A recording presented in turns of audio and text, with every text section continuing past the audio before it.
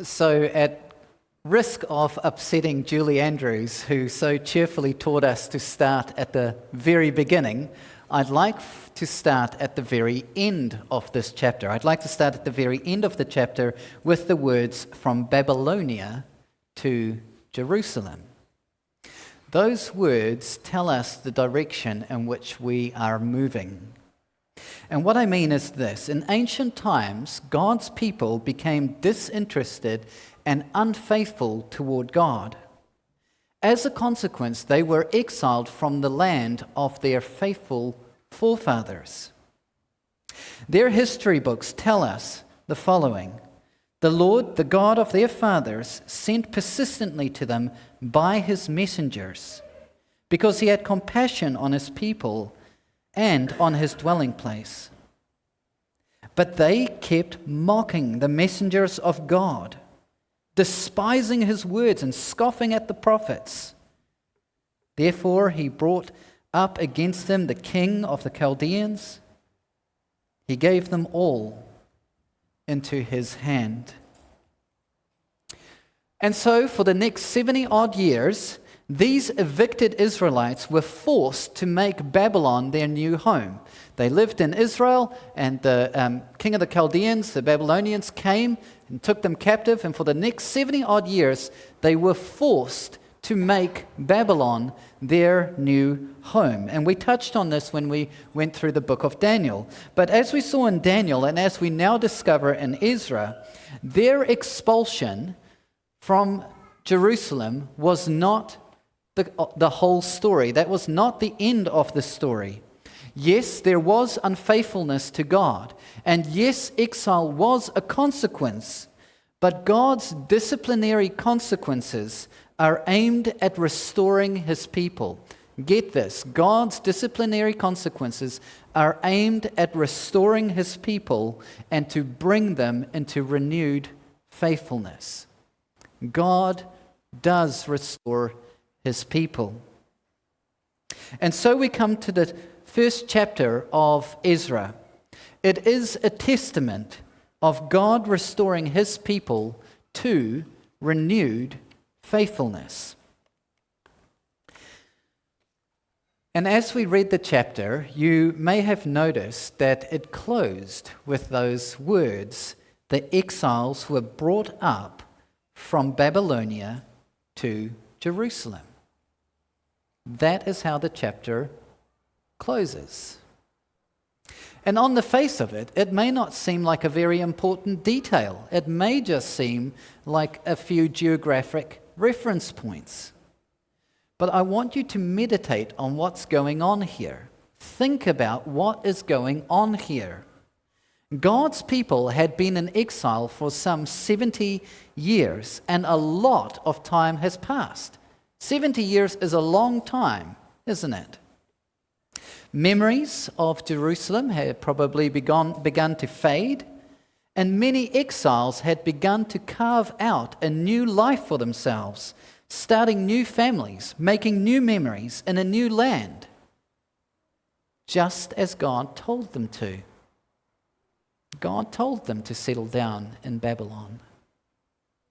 Through the prophet Jeremiah, God encouraged the exiles to make the most of their time in Babylon. To all the exiles sent from Jerusalem to Babylon, God said, "Build houses and live in them, plant gardens and eat their produce, take wives and have sons and daughters. But seek the welfare of the city where I have sent you into exile, and pray to the Lord on its behalf. For in its welfare you will find your welfare." It's not a stretch to imagine that some exiles did in fact build houses, planted gardens, and committed themselves to a new life in Babylon.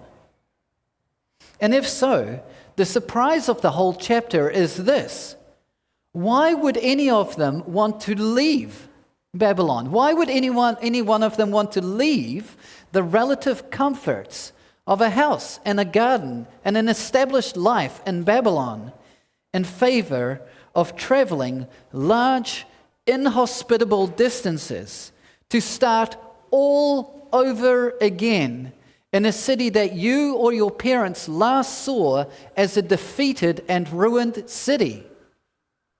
Why would you leave Babylon in favor of Jerusalem? To pack your bags in Babylon in favor of Jerusalem was not exactly an inviting or easy challenge to take up. But say for a moment that a few good Jewish people really did want to leave Babylon and make a return to Jerusalem. How would they do it? How would they do it? Remember, they were a captive people. They were in exile.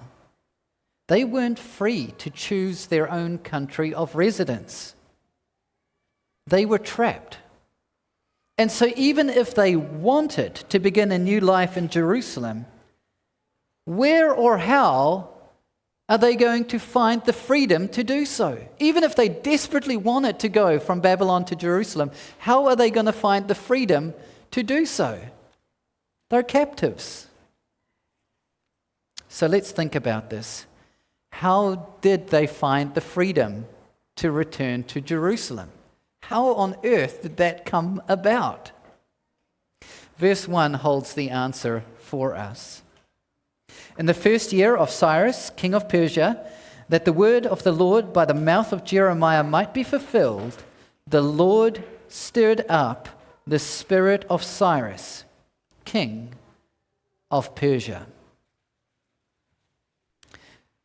As we pause on this verse for a moment, there are two truths that I'd like us to pick up on. Two truths that I'd like us to make a note of today. Firstly, in this verse, God asserts that He is a promise-making God. He is a promise-making God. And secondly, He is known as a promise-keeping God. God says He is a promise-making God, and God is known as a promise-keeping God.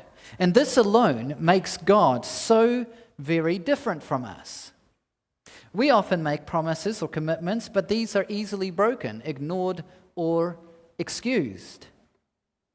We might promise to keep in touch with an old friend that we recently had been reacquainted with, but our follow-through is often very sketchy.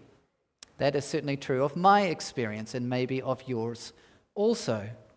We are often quite good at making a promise, but we are far less good at keeping the promise. God is never like this. God is never like this.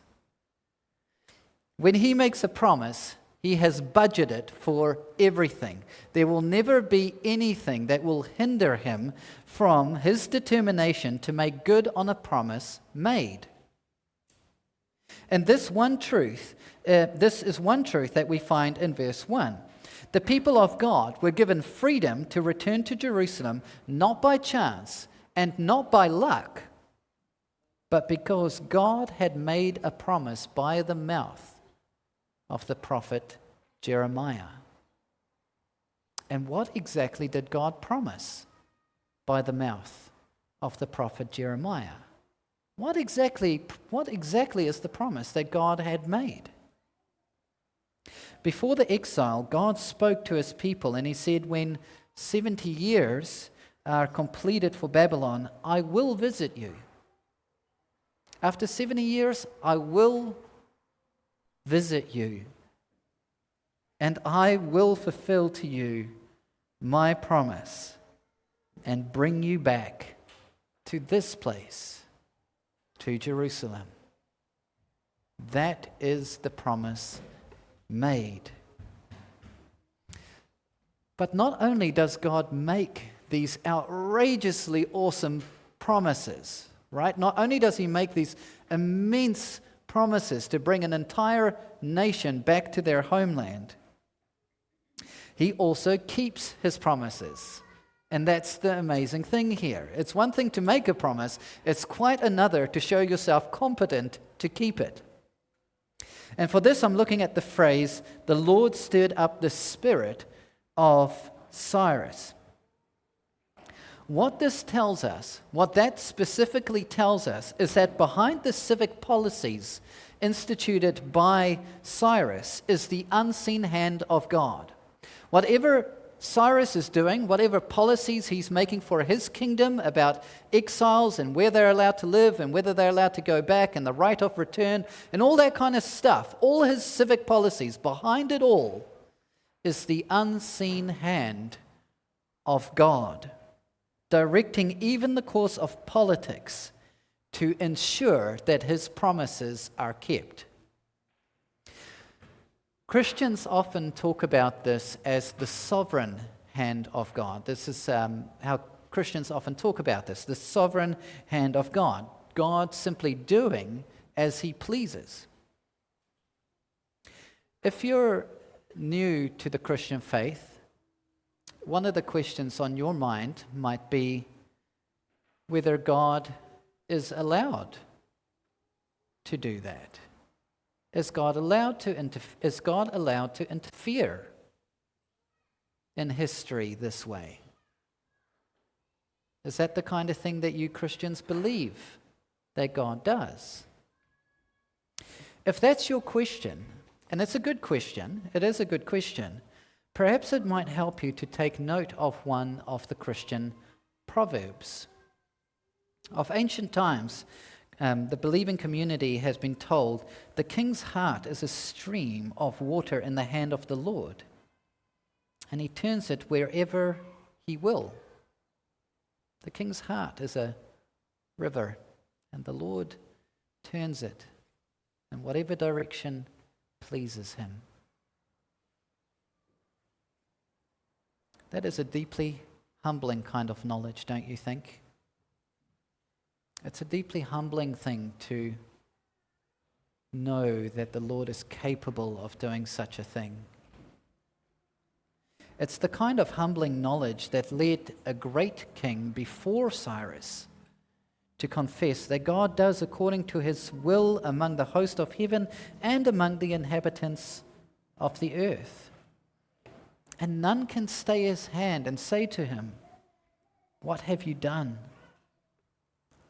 It's humbling knowledge to know this about God.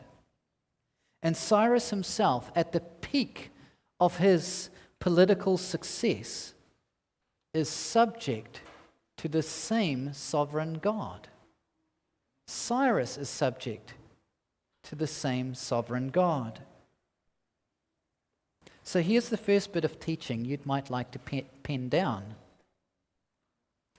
God makes promises, and God keeps promises.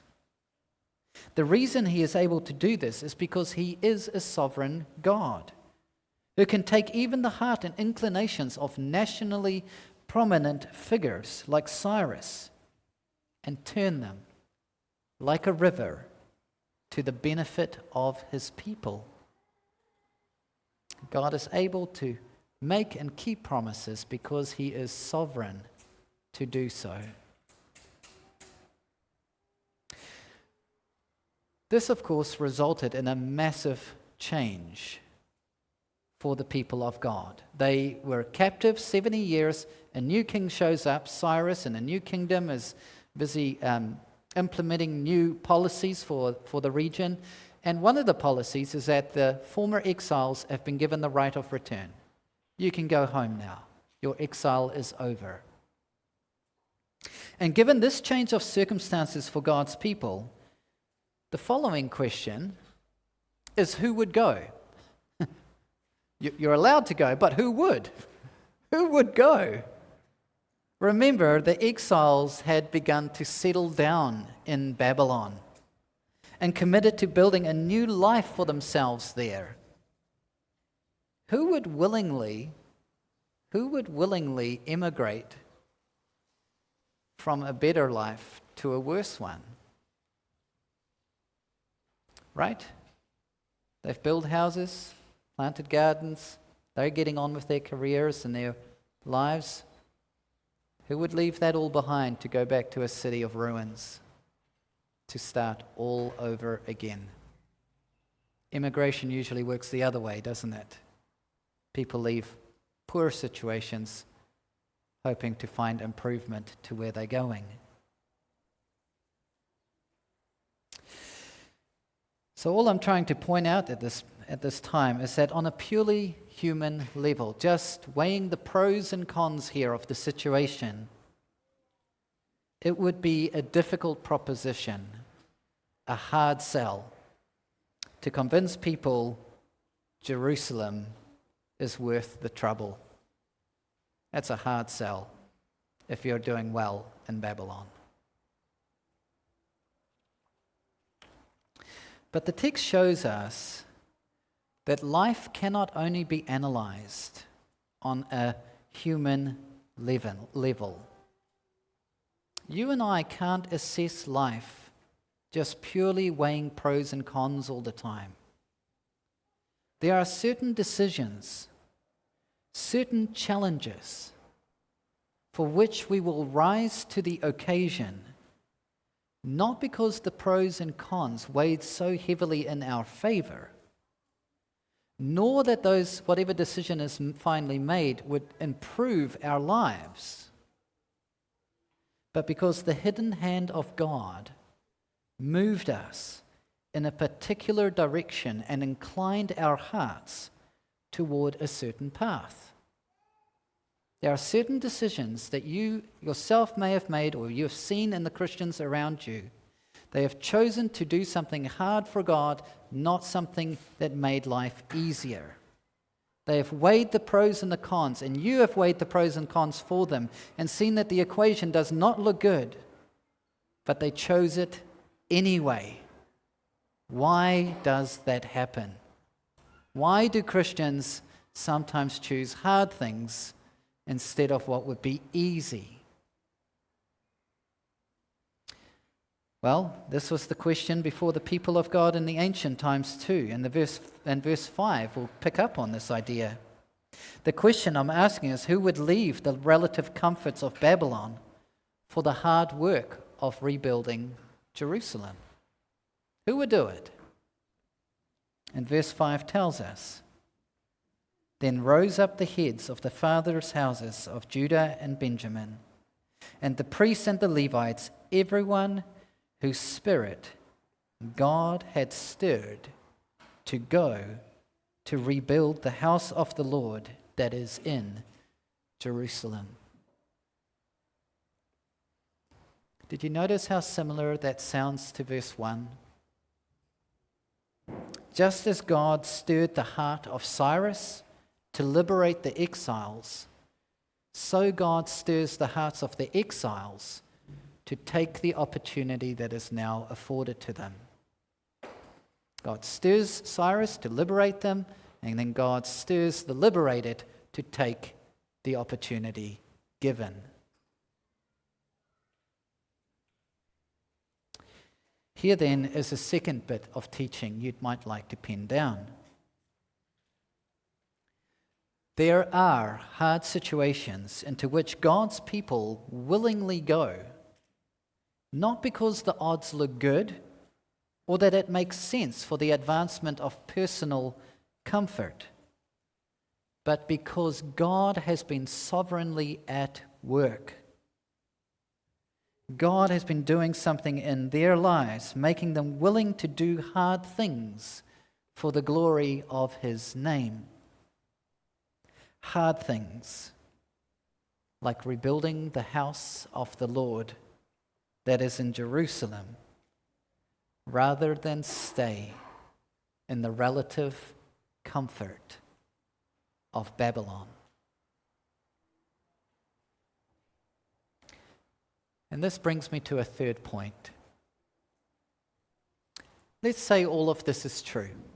Let's say all of this is true, that God is the hidden mover behind the decision of Cyrus to free God's people, and that God is the hidden mover behind his own people, making them willing to respond,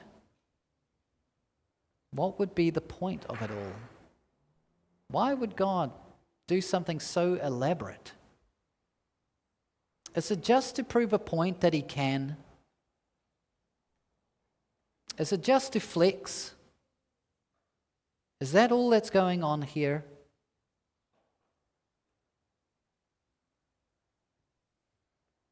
I don't think it is. I think there is more to this irrefutable display of God's sovereign power. Though it is deeply humbling to learn of God's absolute sovereignty over the kings of this world and even over his own people, the chapter points out to God's people that God's people are being restored to renewed faithfulness. That is the point of this exercise. That is why God stirs Cyrus, and this is why God stirs his own people, to restore them to renewed faithfulness. We see this in a phrase regularly repeated in the chapter: building or rebuilding the house of the Lord. It shows up all over the place. I invite you to read the chapter again and just pick up on the phrase to build or to rebuild the house of the Lord. Verse 2, build him a house at Jerusalem. Verse 3, rebuild the house of the Lord. Verse 4, free will offerings for the house of the Lord. Verse 5, everyone whose spirit God had stirred up to go and rebuild the house of the Lord. Verse 7, Cyrus the king also brought out the vessels of the house of the Lord. The house of the Lord matters. This repetition is, of course, so important. It is so intentional. It's like a writer without a highlighter trying to make his point really clear to everyone reading. The thing I want you to pick up on is the house of the Lord. That's why he keeps saying it. He wants you to pick up on this detail. That God's people were restored to Jerusalem for renewed faithfulness at the house of the Lord. Let me try and illustrate this of what's going on here just for a minute. Imagine you were given a city-sized piece of land. You were given resources and finances, and you're to turn this city-sized piece of land into something attractive, hospitable, interesting to people, so that they might want to live there. Where would you start? To what tasks would you set your workforce? What would be your most important priority to build? What project would you pour your heart into at the start? I suppose in that situation, if you had no interest in God, if you were living unfaithfully to the Lord, you might be satisfied with some lovely gardens, a vibrant nightlife with lots of interesting eateries and bars and retail and all those kinds of things. But keep in mind that these returning exiles, with their collective vigor for faithfulness, did have an interest in God. When they go back to their ruined city, they commit to a vision and task of rebuilding the house of the Lord, the meeting place of the Old Testament church, the temple where God's people gathered for worship in Jerusalem. That is where the faithful pour their hearts into. That is what they want done first of all. That is the project they want to give themselves to in order to prioritize worship in the old city. By doing this, we see a once unfaithful people, and remember, they were once terribly unfaithful because they had to go to exile to learn a lesson from the Lord. But they come back strong and with renewed faithfulness to God. That's why they're going back, and they demonstrate their faithfulness by building the house of the Lord, by getting their priorities right. And so I would simply ask you, have you not found this to be experientially true in your own life as well? Or perhaps a Christian that you've walked with closely over the years. Perhaps in your story, or someone that you know and love has found themselves in a season of unfaithfulness toward God that they or you now deeply regret. Somewhere in all of that, you found yourself stirred by the sovereign yet hidden hand of God, and you sensed yourself more desirous to worship Him faithfully. This is what the sovereign hand of God, which often lifts us out of seasons of terrible unfaithfulness, inclines us toward. This is what God routinely does. He is the one who stirs us to renewed faithfulness, as He did Ezra's generation. He loves to bring His people back, to restore them, and give them a heart for renewed faithfulness. So let me close with these thoughts. It is right for us to know, to trust, and to pray for the sovereign work of God. The chapter tells us God is capable of moving the hearts of earthly rulers to the benefit of His people. And so it is right for us to pray for God to do this. It is right for us to pray for our civic leaders, that God might turn their hearts like a river wherever He chooses. The chapter also tells us God is capable of moving our hearts, yours and mine. And it is right for us to pray for this as well, that God would be the one who inclines our hearts toward renewed faithfulness. In this way, we could appreciate that the doctrine of God's sovereignty is not merely an intellectual exercise, but it is for our good. It is a good doctrine to know. It is one to celebrate. It teaches us that God works sovereignly in the interests of His people, in their ultimate happiness, to renew their faithful participation in the great worship event, when He comes on that day to be glorified in His saints, to be marveled at among all who have believed. We know this is the direction in which God's sovereign work flows, toward the good, the ultimate good of His people. For example, in ancient times, a group of brothers came up with a plan to sell one of their own to foreign slave traders. Of this, Joseph, when he ended up in high authority and rescued many nations from famine, he reflected on what happened in his life and he credited the sovereignty of God. And he said to his brothers, You meant evil against me.